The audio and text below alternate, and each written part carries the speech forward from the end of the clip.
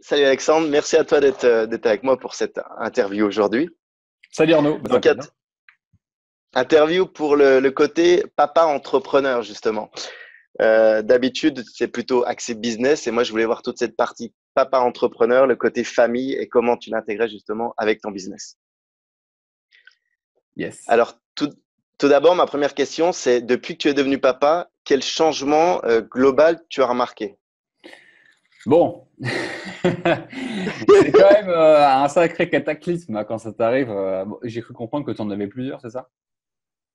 Ouais, j'en ai deux Ouais. exactement. Donc moi, c'est le premier. Alors, je ne sais pas habitué, tu vois. D'accord. Bon, on m'a dit, tu vas voir, c'est pas pareil. Après, il y a un avant et un après. Moi, j'étais là, bah oui, bon, bah, moi, j'ai déjà un petit chien, je m'occupe d'un petit chien, ça va être à peu près pareil. LOL. Et donc, en fait, ce qui se passe, Ouais, c'est qu'effectivement, bah, tout change. Ton rythme de vie change, tes horaires, tes habitudes. De toute façon, au début, de 0 à 1 an, tu es focus complètement sur ton enfant parce qu'il n'est pas, il est pas autonome, tu vois. Il est de 0 à 6 mois, de toute façon, il est en totale dépendance. Et puis, quand il commence à marcher, c'est un début d'autonomie. Quand il commence à parler, c'est un autre début d'autonomie. Mais de toute façon, la première année, tu ramasses. Et là, bon, il va avoir 2 ans et c'est beaucoup plus facile. Hein. À cet âge-là, c'est beaucoup plus simple. Et ce que je remarque, c'est que j'ai dormi moins bien, je dormais moins bien, j'ai mangé moins bien, j'ai moins d'énergie. C'est déstructurant, il faut se restructurer, repenser à trois et pas à deux. Et puis nous, en plus, on a déménagé 3 mois après la naissance de notre fils à l'autre bout du monde, à l'île Maurice. Donc c'était encore un autre ouais. changement radical. Donc je te cache pas que c'était assez challengeant. Mais 2 ans plus tard, je suis super content à tous les niveaux, bah, parce que mon fils, c'est l'amour de ma vie, bien sûr. Il me fait grandir, je grandis avec lui, et enfin, on grandit avec lui, hein, parce que ma femme est très très présente. Et, euh, et je suis content d'avoir fait ce déménagement aussi. Donc voilà, un gros gros changement de vie. Ça te fait sortir de ta zone de confort au début, mais après, c'est juste magique en fait. C'est que du bonheur, ouais, c'est clair. Justement, je voulais y revenir à propos de ta femme, parce que vu que vous êtes deux entrepreneurs, Ouais. comment toi, tu as réussi à déléguer, enfin, tu avais déjà délégué avant avec justement avec Gaël, mais comment tu arrives à déléguer au niveau de ton couple, vu que ta femme est entrepreneur justement également? Alors, nous, on a une situation particulière. C'est pour ça que je précise, on a déménagé à l'île Maurice. C'est qu'on a quand même du personnel de maison, c'est-à-dire qu'on a une nounou à temps plein qui Ah, arrive. cool. Ouais, ça change complètement la donne. Hein. Elle vient de soit 8 heures, soit 9 heures du matin et elle part à 17 heures, 16 heures, 17 heures. À Maurice, c'est là à la fin de journée. Et bah voilà, mais nous on travaille à la maison, donc du coup on est quand même très souvent avec notre fils, il vient nous rendre visite, il vient nous voir, la pause du midi on va le voir, voilà, on passe du temps avec lui. Le matin c'est moi qui m'en occupe totalement et le soir après on fait un échange entre ma femme et moi. Et l'idée c'est que la nounou joue énormément, on a aussi une femme de ménage qui vient 3 fois par semaine et qui est aussi la nounou remplaçante, la nounou de nuit. Donc je dois dire qu'on a compris que ça allait être un pilier énorme d'avoir de l'aide. Seulement, tout le monde ne peut pas, surtout en France ou dans les pays européens où le coût de la vie est plus élevé et le coût du personnel aussi plus élevé. Alors à l'époque, Mhm. quand on était à Paris, on avait quand même une femme de ménage, mais je pense qu'on aurait pu avoir une nounou en plus, mais voilà, c'est quand même à titre personnel des gros investissements en fait. Et si tu as une femme de ménage à temps quasiment, enfin à moitié de temps plus nounou à temps plein en France, tu en as pour une sacrée somme. Donc Ça ça nous va vite. facilite. Voilà, ça nous facilite parce qu'effectivement on est entrepreneurs tous les deux et on doit notre temps est la valeur la plus précieuse en fait, notre bien le plus précieux, donc on l'optimise grâce à ça. Et dans mon business, bien évidemment. Bon, après moi dans mon business, j'ai mon directeur exécutif Gaël, j'ai mon responsable de l'omniprésence Lingen, et chacun, Gaël, Lingen, ils ont des gens qui travaillent pour eux, donc on est une quinzaine dans l'équipe. Et ça, c'est bon, après c'est obligatoire et ça aide beaucoup. Donc, je pense pour résumer, l'organisation, en fait, c'est ça? Peut-être Ouais. plus. Organisation, anticipation, peut-être, parce que quand tu as des séminaires ou des choses comme ça, je sais pas, En fait, l'organisation que tu as par quand rapport. on part, quand j'ai des séminaires en France et tout, quand on part avec Noah, la plupart du temps, on prend la nounou aussi. La nounou, elle vient avec nous pendant 2 semaines en France. Cool. Bah ouais, parce que tu organises pas un séminaire et en même temps tu gardes ton enfant, ça marche pas. Donc, faut quelqu'un à temps plein. Et même si mes parents ils sont là, bah, j'ai pas envie de charger non plus trop mes parents. Tu vois, ils ont déjà trois petits enfants, ils ont un restaurant à faire tourner, donc Et Oui. j'ai pas envie d'arriver en disant bah tiens tu t'en occupes et puis basta. Donc c'est l'organisation et le personnel qui pour nous est hyper important au quotidien dans nos vies quoi. Ça marche. Ça marche. Et au niveau même, si on sort un petit peu de ce contexte, au niveau amis, au niveau ambiance extérieure, justement, comment tu arrives à gérer? Principalement avec la nounou ou parce que tes Ouais, parents, tu me disais, sont en France, c'est ça plutôt? ouais, bien sûr. Alors nous, au niveau vie sociale, quand on est arrivé à Maurice, Voilà. de Ouais. 0 à 6 mois, 1 an, on a eu des complications. Pour avoir des amis, c'est compliqué parce que il faisait pas encore ses nuits, donc du coup, tu peux pas vraiment partir. Même si tu as une nounou de nuit, tu vas pas laisser à ta nounou de nuit ton fils qui dort pas, ouais, qui est allaité, tu vois. Il est encore allaité à pratiquement 2 ans. Donc à l'époque, 0 à 6 mois, allaitement complet, c'est pas possible. Donc on avait très peu d'occasions de sortir et plus il est devenu indépendant, puis après avec l'alimentation, avec la diversification, ça a permis d'instaurer un rythme. Et lorsqu'il a fait ses nuits, là, on a pu vraiment avoir une vie sociale beaucoup plus importante. Et là, aujourd'hui, on a une vie sociale qui est carrément normale. On avait un repas ce midi, on a un anniversaire samedi, on a une sortie au cinéma mardi, tu vois. Enfin, on a une vie sociale normale. Euh, Cool. voilà, avec une nounou de nuit qui est la femme de ménage slash nounou de nuit. Ça marche. Donc, papa entrepreneur avec nounou.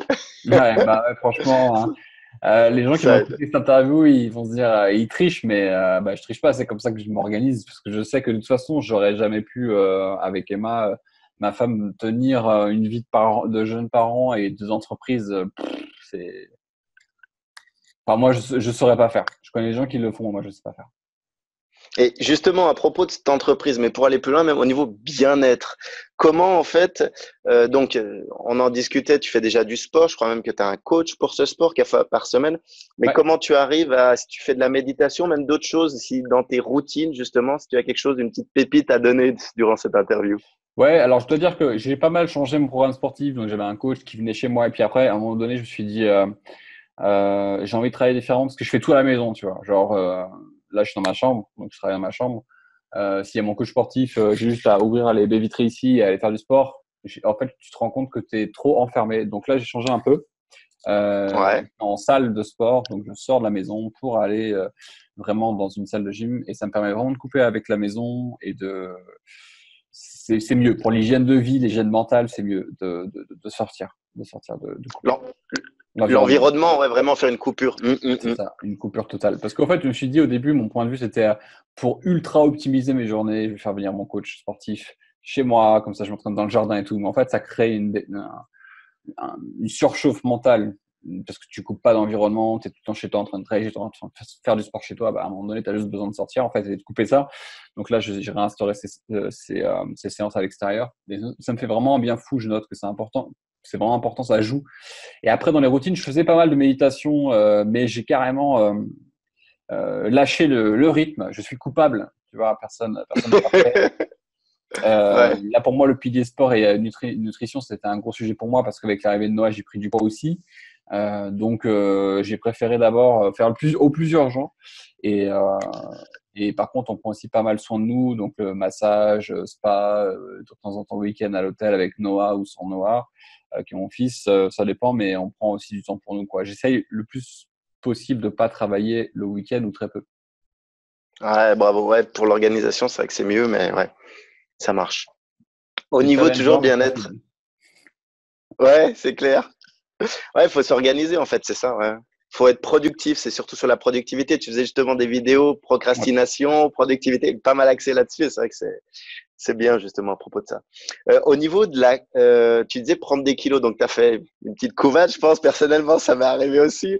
Ta femme, est-ce que ça lui est arrivé? Est-ce que au niveau relation de couple, comment vous avez appréhendé justement ce passage?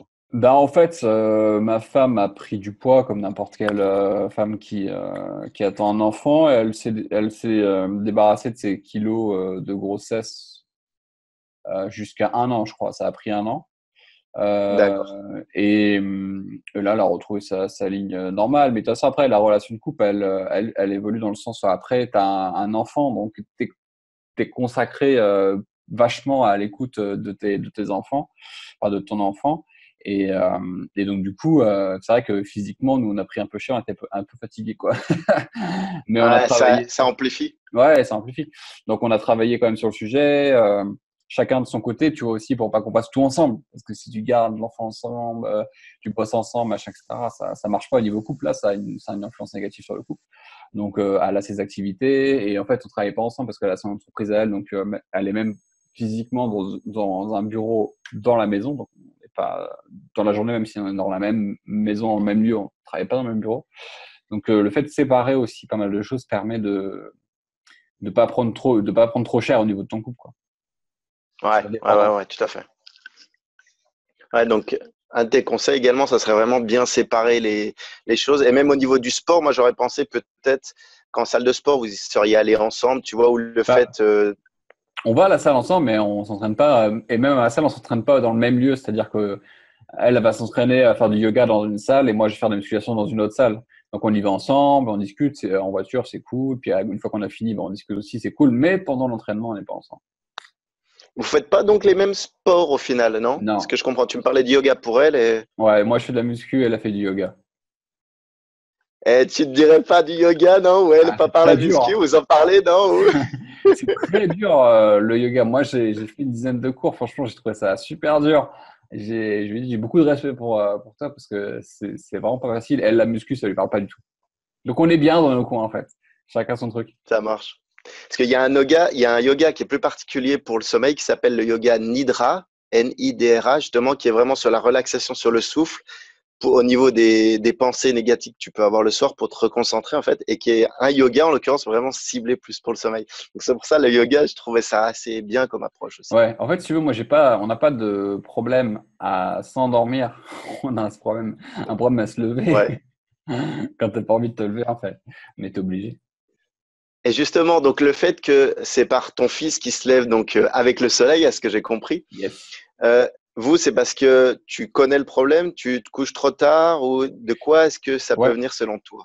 En fait, je pense que c'est bien résumé. C'est-à-dire que comme on travaille la journée, puis on s'occupe de Noah et tout, on le couche à l'île Maurice, on le couche tôt, tu vois, à 19h30, il est couché. Et ce qui fait qu'en fait, nous, on veut profiter de notre soirée tous les deux en amoureux. Donc, on veut cuisiner, regarder une série et tout. Donc, idéalement, en fait, il faudrait se coucher au plus tard, tu vois, à 21h30, 22h. Je précise qu'on est le contexte île Maurice, hein. Donc, le soleil, il se lève à Ouais, 4h50 aussi. du matin, 5h, et que les gens ils Ouais. arrêtent de travailler à 16h. C'est pas les mêmes heures qu'en France.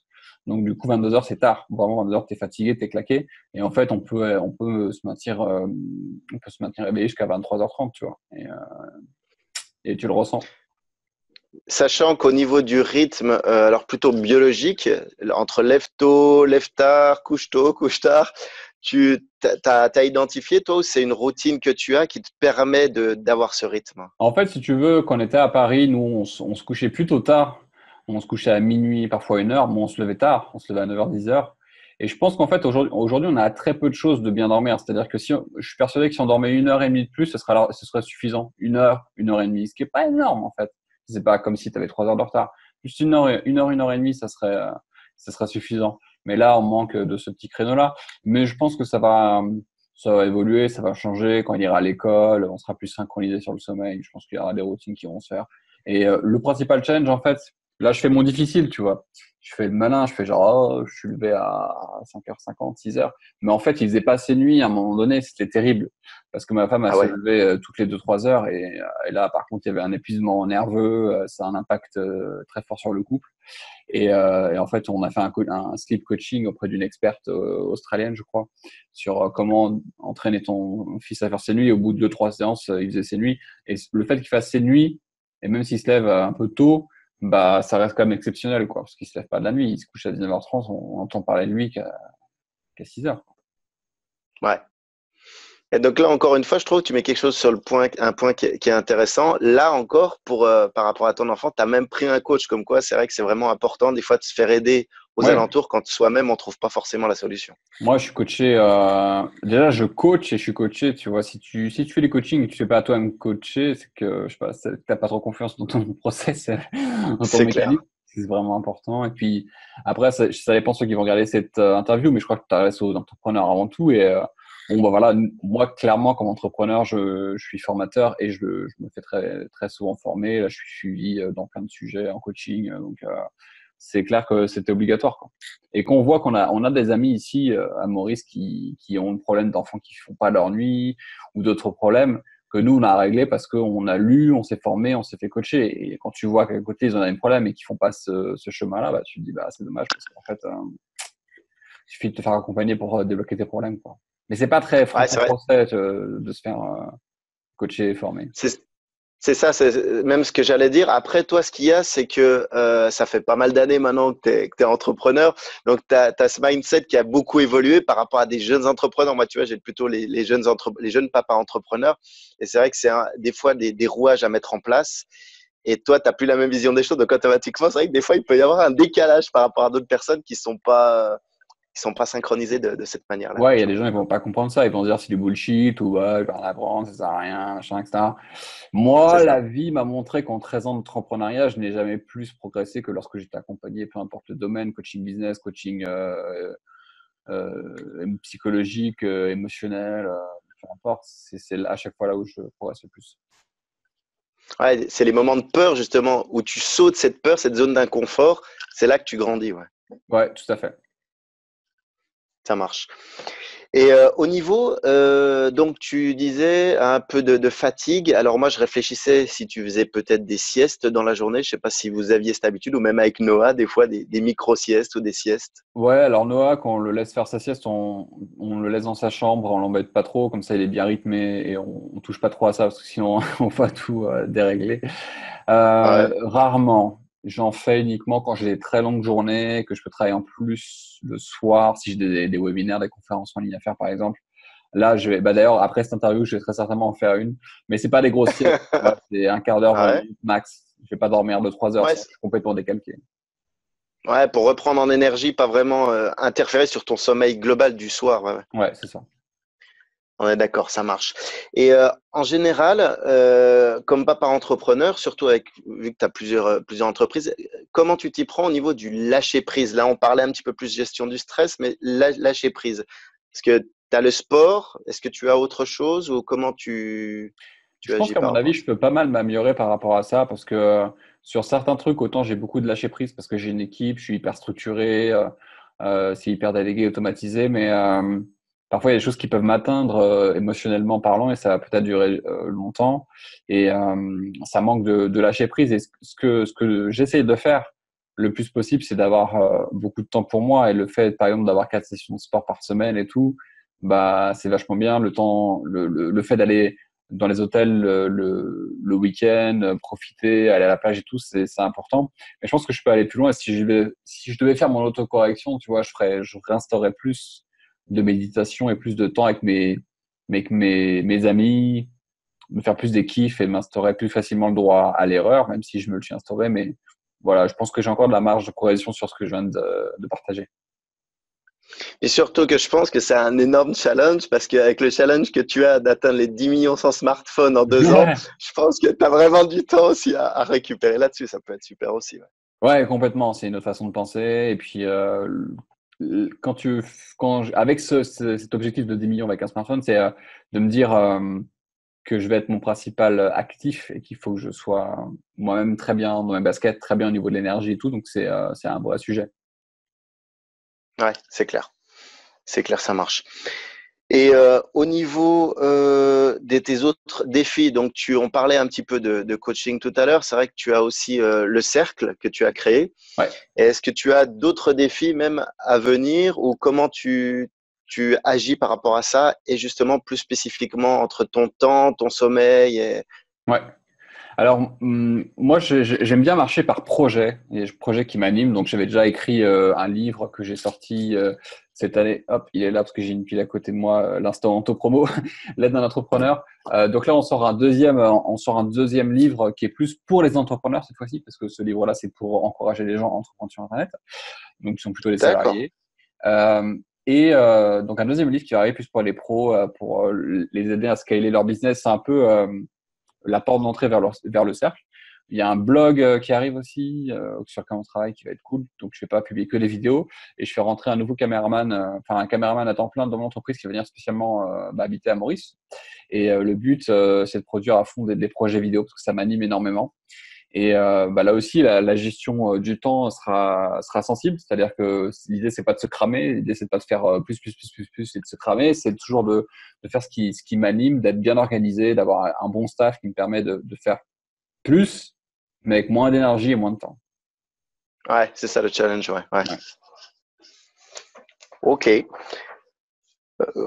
Après, on a abordé un petit peu tout. Je ne sais pas s'il y a des choses plus particulières, toi, que tu voulais voir au niveau de l'alimentation, peut-être? Ouais, alors ce que on essaie de changer aussi, c'est de pas boire la semaine. C'est-à-dire que parfois on pouvait boire un petit verre de vin, se faire plaisir et tout, mais même si c'est plaisant, j'ai remarqué que je suis plus fatigué le lendemain, la récupération est moins bonne, même si c'est un verre de rouge. Tu vois, moi, je vois pas d'alcool autre que le vin rouge, mais je pense que c'est pas une bonne habitude, c'est pas une habitude saine, donc on réserve.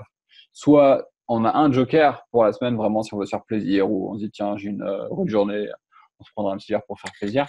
Et sinon on le maintient que le week-end et le plus possible de pas manger trop lourd, trop glucides le soir et d'avoir une Ouais. alimentation, tu vois, qui est assez saine et équilibrée le plus possible. Et ça, c'est vraiment important parce que je vois la différence vraiment au quotidien, quoi. Et le matin, maintenant, j'ai plus un déjeuner type, tu vois, c'est moins sucré, c'est plus des œufs, des, voilà, un Plutôt plat. salé. Ouais, c'est plutôt salé, ouais. Plus que, D'accord. plus que les croissants ou les choses comme ça ou les céréales qui font baisser l'énergie, quoi. Ouais, tout à fait, les sucres rapides. Ouais. Ouais, c'est une vraie hygiène. Bah, ça rentre un petit peu dans ce qu'on disait tout à l'heure, une vraie hygiène de vie aussi à mettre dans l'ordre, quoi. Entre le sport, l'alimentation, et comme je te le disais en aparté, c'est vrai que le sport, l'alimentation et le sommeil, pour moi, sont trois piliers, trois pics d'un trident, j'ai envie de dire. Donc, ça reste forcément important. Ok. Euh, Sinon, ben, moi, c'est tout bon. Je sais pas si tu avais autre chose à rajouter. Bah non, mais je voulais simplement te remercier pour cette interview, pour avoir proposé cette interview. Et je pense que ce que tu as proposé aux gens qui nous écoutent est hyper intéressant parce que c'est un vrai sujet pour les entrepreneurs qui ont des enfants, de gérer son énergie, son sommeil, tout ça. C'est clé dans l'épanouissement personnel et professionnel. Et voilà, j'espère que ça a aidé beaucoup de gens. Merci à toi. C'est clair. Et puis même, j'irai au-delà. On est focus souvent sur le business. Comme tu disais, il y a l'environnement autour. Il peut y avoir même les amis ou des fois la famille, parce qu'on n'a pas toujours forcément la famille à proximité aussi. Ouais. C'est vrai que ça peut être une chance, mais il faut s'organiser, comme tu le disais toi, en l'occurrence avec ta nounou, au niveau de ta société, avec différentes personnes. Tu as su mettre ça en place puisque tu le connais depuis plusieurs années, des vraies routines. Donc, il y a plein de cheminements à faire et je trouve ça super important. Je te remercie de les avoir partagés également. Avec grand plaisir. Merci à toi. Et puis, pour te retrouver, ben, je pense que tout le monde te connaît, mais n'hésite pas si tu as d'autres moyens, peut-être à propos du cercle ou de ton deuxième livre. Ouais, alors pour me retrouver, le plus simple, c'est de faire Alexandre Ross sur Google. Donc Ross, ça s'écrit R-O-T-H. Donc il y a ma chaîne YouTube, il y a mon compte Instagram, etc., etc. Et puis effectivement, pour tout ce qui est le cercle, mon mastermind pour les entrepreneurs, faut faire le cercle Alexandre Ross aussi sur Google et vous aurez une page. Et le bouquin n'étant pas encore sorti à l'heure où on fait cette interview, le titre n'étant pas encore finalisé, même si le contenu l'est. Je ne peux que vous inviter à faire ensuite vos recherches par le dessus. Mais Google sera votre meilleur ami pour ça. Ça marche. Est-ce que tu as une date butoir, alors justement en exclusivité pour cette interview? Tu t'es déjà fixé une date à propos de ce Normalement, livre? le livre devrait sortir vers septembre, quelque chose comme ça. Ça marche. Comme ça, on pourra attendre pour la deuxième sortie. Nickel. Yes. Moi, après, si les personnes veulent me retrouver, c'est Arnaud Rivière. Donc, sur Facebook, c'est le plus simple. J'ai un site internet et un blog, mais je préfère passer directement voir avec les personnes au niveau de l'accompagnement, puisque moi, je fais pas de formation, je fais plutôt de l'accompagnement en one-to-one. Je préfère pour vraiment être spécifique par rapport aux expériences et au vécu de chacun. Donc, voilà. Top. Merci encore une fois à toi et puis ben, au plaisir et puis bonne continuation dans tous tes défis et aventures. Avec grand plaisir. Ciao, ciao. Merci Alexandre, salut.